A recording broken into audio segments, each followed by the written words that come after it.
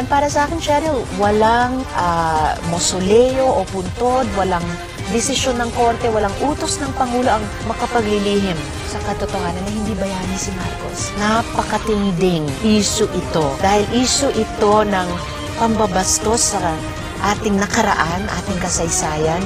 Sobrang live issue ngayon sa kasalukuyan dahil gusto nating maituro sa ating mga kabataan, ang aming mga anak, ang katotohanan na hindi pwedeng maging bayani ang isang taong umapi, nanakit, pumatay sa maraming bayani ng ating bayan. And looking forward sa kinabukasan, mahalaga na tulad ng napakaraming ibang mga bansa na dumaan sa mga trauma ng Holocaust o ng sarili nilang mga diktadura, na ating bigyan ng respeto yung ganyang katotohanan, ganyang kasaysayan, yung mga tunay na bayani na lumaban sa ganyang klaseng mga diktadura at batas militar para mabuo natin ang isang disenteng pananaw bilang sambayanan para sa ating kinabukasan.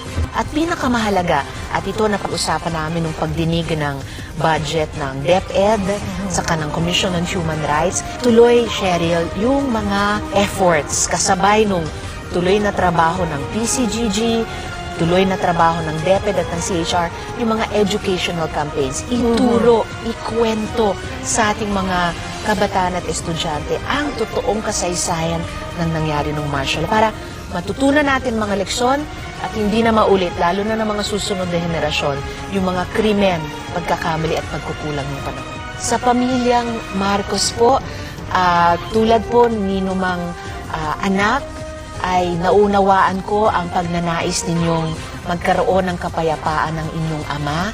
Hindi ko po tinatawaran iyon, lalo na po sa inyo. Ang akin lamang po at sa hanay, sa kalooban po ng maraming kababayan natin, kilalanin po ang pandarambong na nangyari noon at ang paglabag sa karapatang pantao ng napakarami po nating mga kababayan. Pagdating po ng tamang panahon sa inyo, iniintay pa rin po ng sambayanan ang paghingi ng paumanhin. At hanggang sa ngayon ay kasabay ng trabaho ng PCGG at pagbayad ng danyo sa mga naging biktima at survivor ng human rights violations, iniintay pa rin po ang pagwawasto.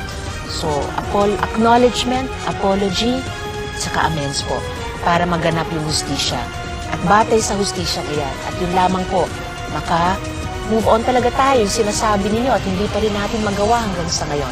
Batay sa hustisya ay makausad po sa reconciliation at isang totoong kapayapaan.